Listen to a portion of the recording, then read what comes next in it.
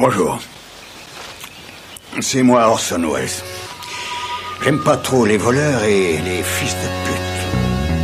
Salut c'est nos ciné, votre rendez-vous avec le cinéma qui est parfois très triste, très peiné, que certaines choses s'arrêtent. Par exemple, c'est avec une énorme déception que nous avons accueilli l'annonce de l'arrêt après seulement 2 petites saisons sur Netflix de la remarquable série Sense8 des Wachowski, à laquelle nous avions déjà consacré une émission lors de la première saison. Notre cœur est gros, et ce même si depuis on a appris qu'un épisode spécial de 2 heures serait mis en ligne l'an prochain pour conclure la série, et ce grâce à la mobilisation des fans, dont 3 représentants sont ici présents à l'antenne Paris pour évoquer cette 2e saison. Anaïs Bordage, salut Anaïs. Salut. Alexandre Arnaud, salut Alex. Salut. Et David Honora, salut David. Salut. C'est nos ciné, épisode 94, et c'est parti. Monde de merde. Pourquoi il a dit ça? C'est ce que je veux savoir. Alors si vous n'avez jamais regardé Sense8, un conseil, faites une petite pause, regardez les 2 saisons vite fait, revenez nous voir parce qu'on risque de spoiler un peu. Voilà, c'est dit. Cette seconde saison donc nous ramène aux côtés de nos chers Sense8 qui prennent peu à peu la pleine mesure de leur pouvoir et l'ampleur de la menace que fait planer sur eux le très méchant Whispers qui continue à les poursuivre. Who am I? Who am I? Who am I? You think you're hunting us? We're coming for you. Oui, c'est un peu compliqué à résumer, donc j'ai fait très simple, histoire qu'on se perde pas tout de suite. Je passe immédiatement la parole à mes camarades autour de la table. Cette nouvelle saison, qu'est-ce que vous en avez pensé, les amis? David, tiens, tu regardes par terre, tu ne veux pas parler, mais tu vas parler quand même. Non, je veux parler. Je veux parler, alors, j'ai des choses à dire. C'est une 2e saison qui vient justement après une première, et comme tu l'as dit, le concept est un petit peu complexe, et il fallait presque toute une saison pour pouvoir le poser.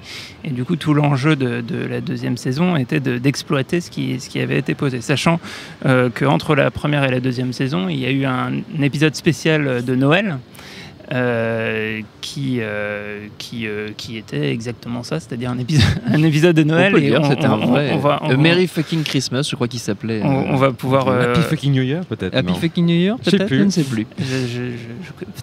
Les titres disparaissent sur Netflix à peine tu cliques et tout, et t'as pas le temps de lire. Et donc on va peut-être revenir sur un moment sur cet épisode spécial, qui a été accueilli diversement. Qui pour moi avait un peu les problèmes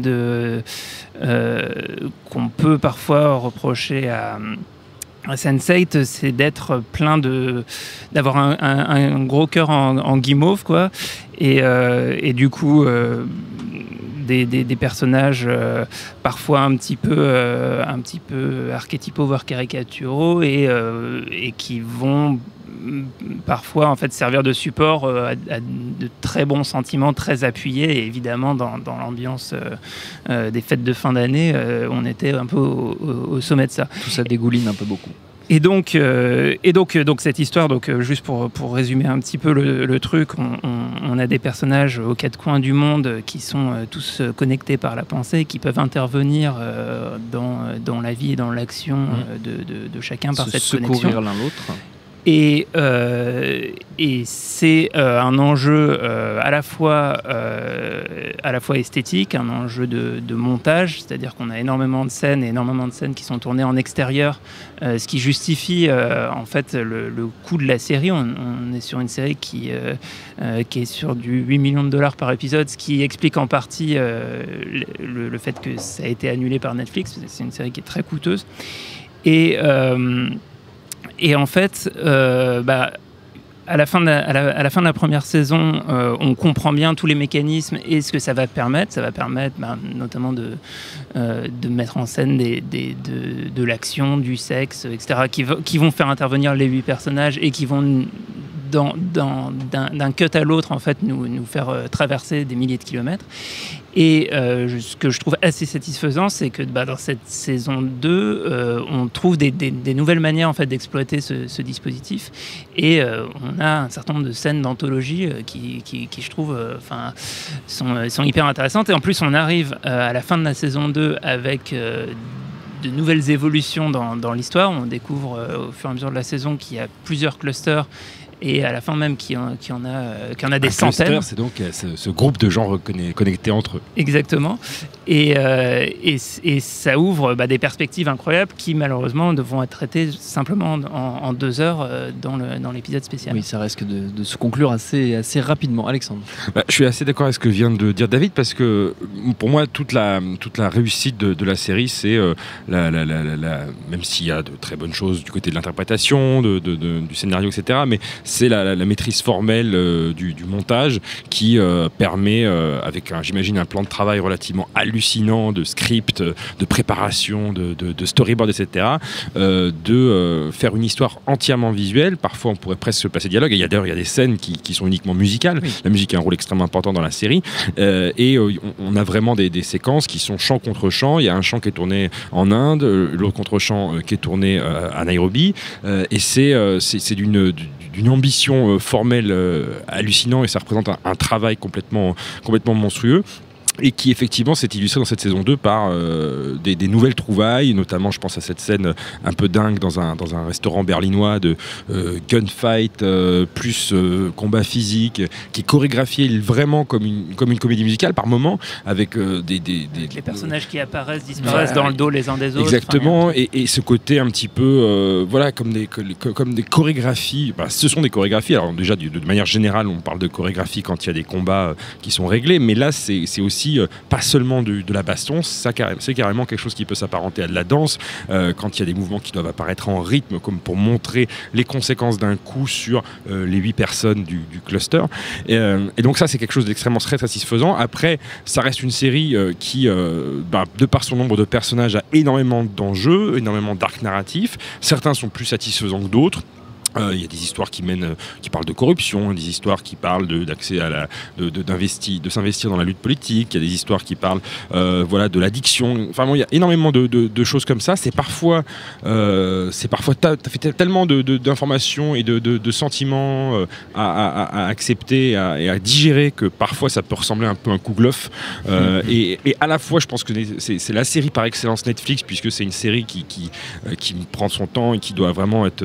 On peut la voir comme un long film, donc c'est très bien de l'avoir tous les 12 épisodes d'un seul coup, mais parfois c'est vrai que c'est tellement ambitieux que ça peut être un peu rebutant. Je sais qu'il y a certaines personnes qui ne sont pas passées, qui n'ont pas dépassé le stade des 2-3 premiers épisodes de la saison 1, ce qui est pour moi un gâchis énorme. Il faut que les gens se prennent un peu par la main, allez au moins jusqu'au 5, 6, et puis finissez toute la série pendant que vous y êtes. Donc on y est. Mais voilà, et bon, moi je trouve que je suis évidemment hyper content, même si c'est un peu un pis-aller et qu'on aurait pu espérer mieux, mais je suis quand même assez content que la mobilisation des fans ait permis de débloquer cet épisode, ce double épisode final.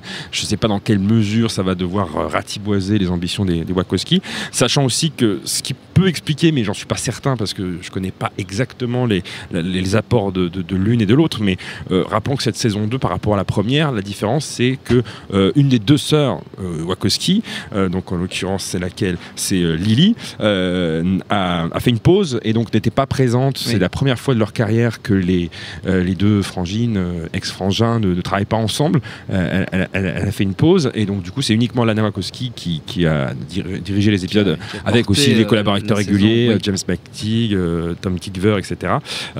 Donc peut-être que son absence a forcément eu une importance sur le show qui a été pris en main par sa sœur, mais ça reste quand même, malgré toutes les faiblesses ou les limites qu'on peut dénicher assez facilement, une série qui est extrêmement satisfaisante. Anaïs. Oui, comme David, je trouve que la saison 2 était vraiment remarquable, parce qu'effectivement, la saison 1, c'était beaucoup de construction, beaucoup d'exposition, il y a énormément de personnages, donc il fallait tous les connaître individuellement avant qu'ils réussissent vraiment à se croiser tous ensemble.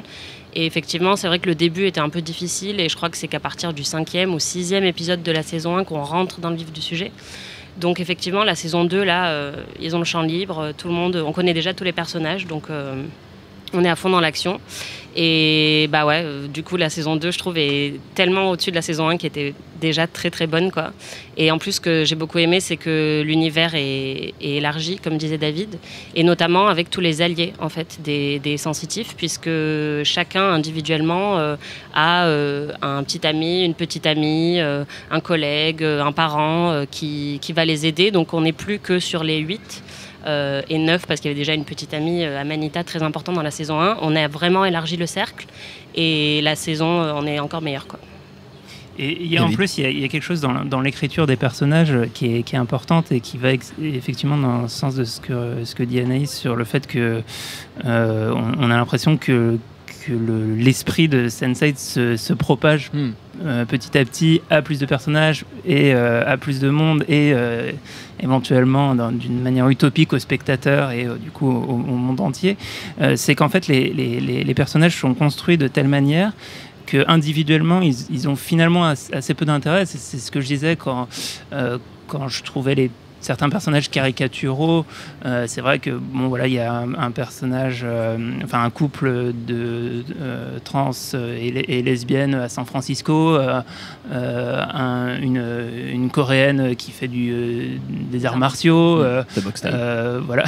Donc il y a des trucs où on est un peu dans un Allemand hyper masculin, hyper rigide et voilà, une DJ islandaise. Enfin, on est un peu dans des clichés. En fait, l'intérêt des personnages se construit en rapport avec les autres. C'est-à-dire que c'est pas individuellement que le personnage est intéressant, et c'est pour ça que je trouve que émotionnellement, notamment la série décolle dans la saison 2, c'est parce qu'il va se passer des choses quand 2 personnages, 3 personnages, 4 personnages vont être associés et vont révéler quelque chose de leur personnalité ou de leur émotion. Il y avait un truc, un exemple dans la saison 1 que je trouvais assez intéressant et qui était quasiment...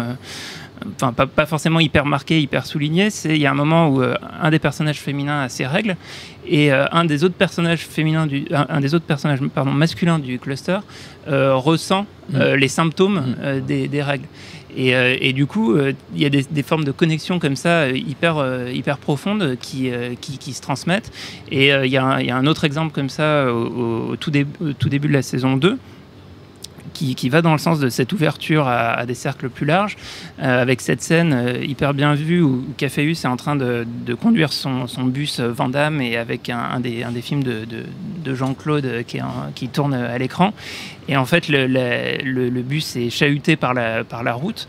Et en fait, on voit tous les passagers du bus qui sont secoués et qui en fait ont des mouvements qui sont connectés avec ce qui se passe dans le film.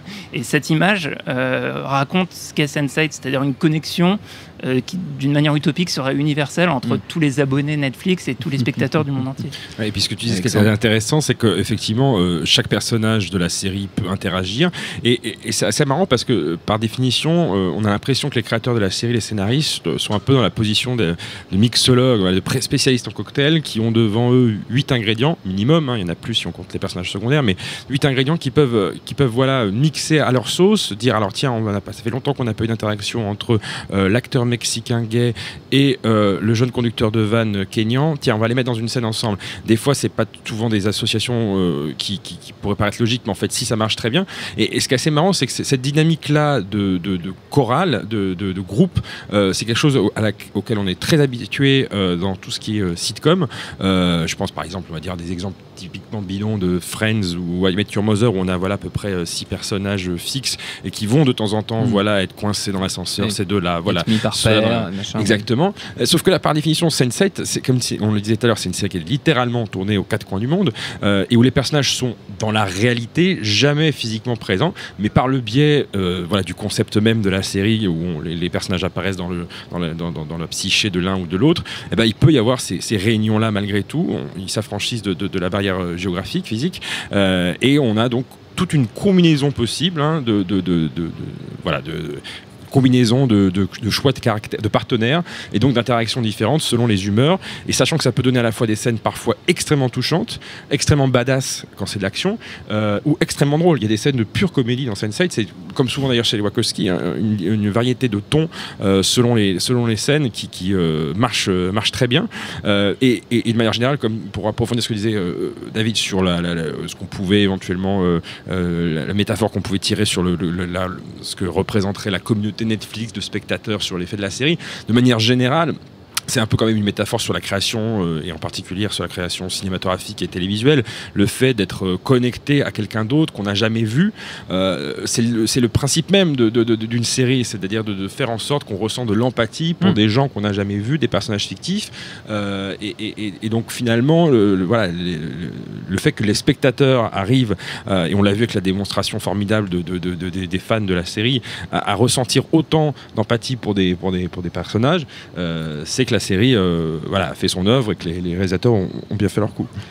En fait, ce qu'il faut aussi rajouter, c'est que c'est aussi une métaphore sur la tolérance, en fait, puisque c'est plein de personnes qui n'ont rien en commun à la base, qui ont une barrière de langue, de géographie, d'origine sociale, de genre, de couleur de peau, et en fait, qui se retrouvent tous à avoir un point commun et à s'entraider les uns les autres, à faire preuve d'empathie et de tolérance, alors qu'ils n'ont rien en commun et qu'ils n'ont pas à la base d'intérêts communs. Et en fait, ça parle aussi de communauté LGBT, de sexualité, d'identité.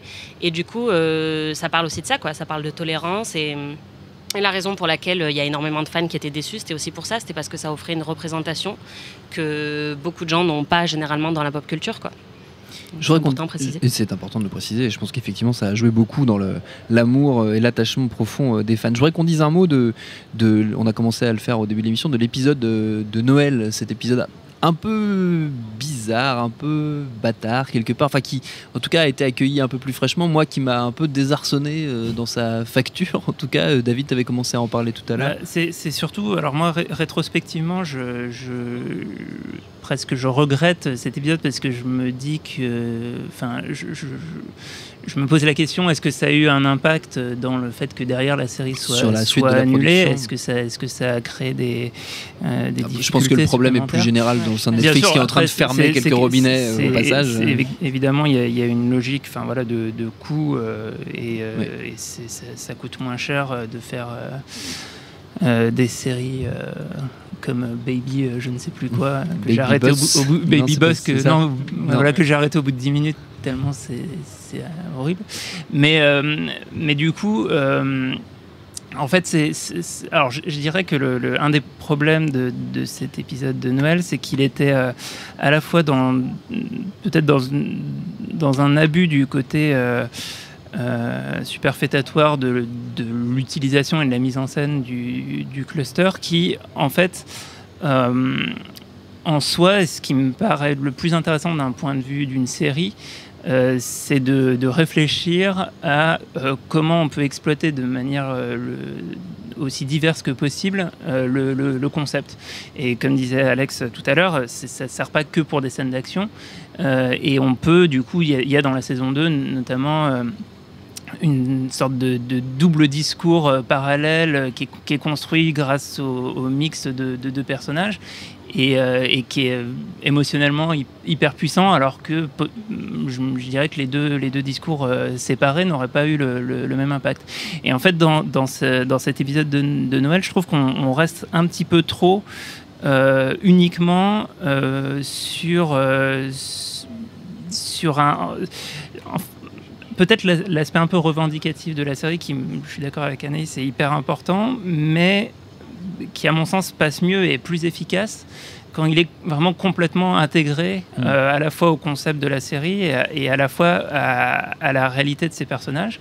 Et en fait, tout ce que dit Sense8, c'est une réflexion sur la complexité de l'individu et le fait que c'est absurde d'enfermer les gens dans des cases.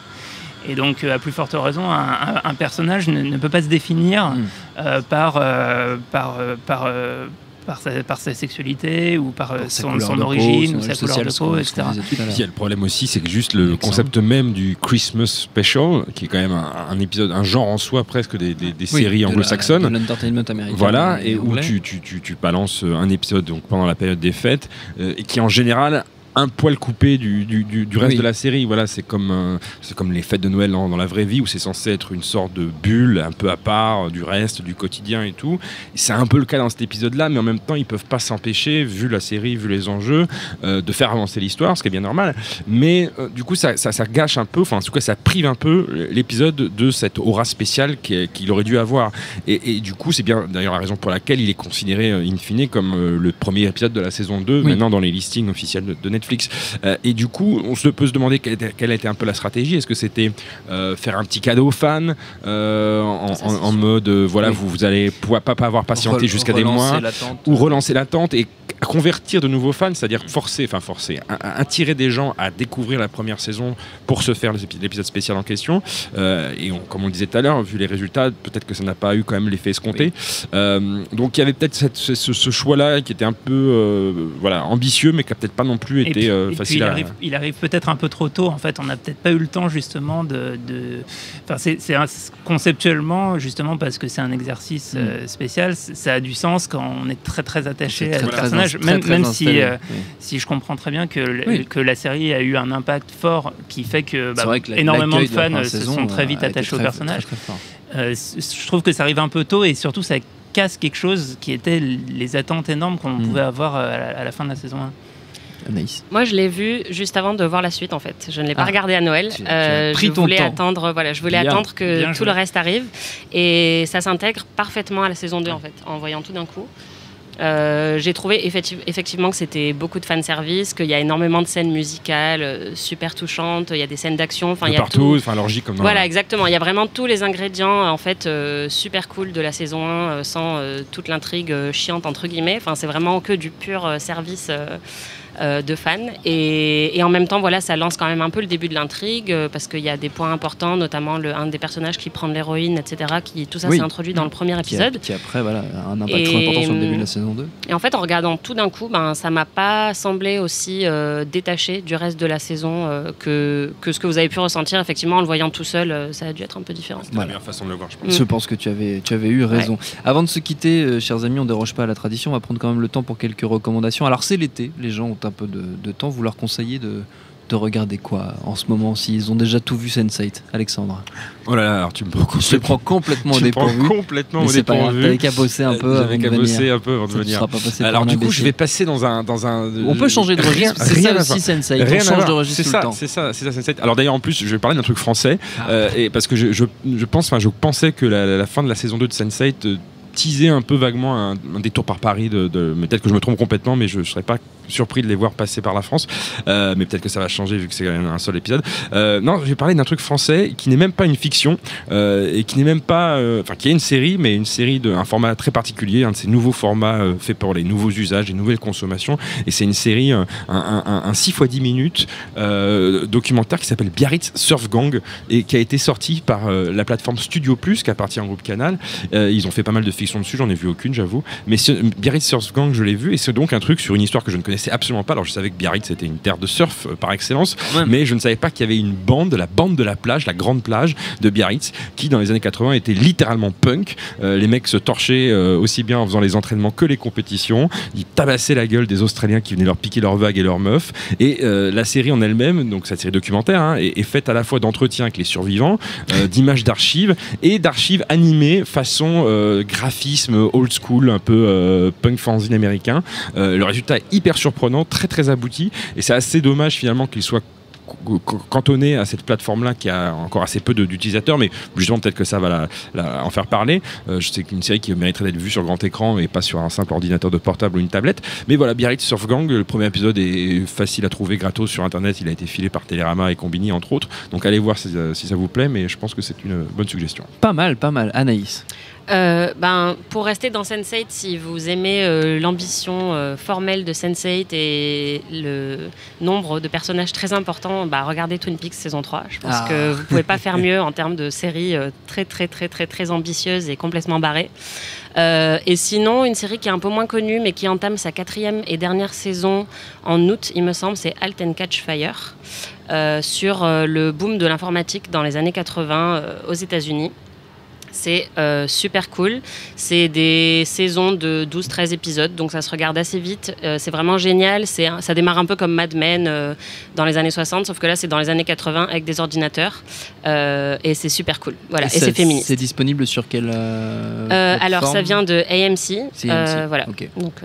Donc sur Internet. Sur Internet, voilà. Internet, débrouillez-vous. On dira, débrouillez-vous, soyez des grands. Ça passe sur Canal. Ça passe sur Canal. Non, c'est vrai. C'est vrai. Ça passe sur Canal. Abonnez-vous à Canal+. David. Mais mais ils ont peut-être une saison de retard. C'est possible. Alors moi, je voulais vous recommander. Alors, je ne sais pas si vous connaissez ces petits comiques qui sévissent dans le quotidien et qui ont sorti un film. Bad Buzz. Non, je rigole. Oubliez, n'y allez pas, surtout pas. J'ai très peur. Non, donc j'étais absolument pas prêt pour une recommandation, mais du coup j'ai cliqué sur mon profil Netflix et à un clic de Sense8. Je vous conseille Le Parrain. Il y a une autre. Moi, chez Méchant 2. Une autre série dans la saison 2 est sortie il n'y a pas si longtemps que ça. C'est la saison 2 de Master of None, qui est l'excellente série d'Aziz Ansari qu'on a pu repérer dans Parks and Recreation, notamment. Une autre excellente série qui était déjà un peu dans l'esprit de The Office. Donc là, on remonte un peu l'arbre généalogique de Aziz Ansari. Et donc cette saison 2 commence par un épisode en noir et blanc. En Italie, dans lequel Aziz Ansari parle italien. Il s'est apparemment bien entraîné. Allora. Et l'épisode est une sorte de variation, de remake sur Le voleur de bicyclette. Qui est par ailleurs un film extraordinaire qu'il faut absolument voir. Et donc en fait, en partant de ça, qui en soi est peut-être une idée un petit peu prétentieuse ou un petit peu relou de l'américain qui vient s'approprier l'héritage culturel européen vu de loin, comme quoi l'Italie ça serait juste des scooters et des pattes. Je trouve qu'il en fait quelque chose d'assez intelligent et qui arrive à trouver dans les aspects narratifs qui pouvait y avoir dans le film original, le rapporter en fait aux problématiques de sa série qui sont beaucoup des first world problems, c'est-à-dire des trucs il peut rien lui arriver de pire dans sa vie que de plus avoir de batterie sur son iPhone. Et il arrive assez bien à lancer sa série de cette manière. Et puis derrière, il y a son ton que je trouve hyper bienveillant, hyper généreux et une vision de la modernité qui vaut le détour. Voilà, c'est drôle et c'est sympa. Et Master of None saison 2, c'est sur Netflix, tout comme la saison 2 de Sense8 et la première saison, et même le Christmas Special de Sense8. Notre temps est écoulé. Sense8, c'est comme ça qu'on dit. Notre temps est écoulé. Merci à tous les trois, merci à Jules à la technique, merci à l'antenne Paris pour l'accueil. Rendez-vous sur notre site nosciné.com pour retrouver toutes nos émissions, le programme des prochaines, les dates d'enregistrement en public si vous voulez venir nous voir. Info à retrouver aussi sur binge.audio, le site de notre réseau de podcast Binge Audio. Et en attendant tout ça, on vous dit à très vite. Salut, c'est Mehdi Maizy. Retrouvez No Fun tous les vendredis, le podcast qui donne de l'amour à Kanye West, Michel Berger et Kalash Criminel. Uniquement dans No Fun. My lady jump.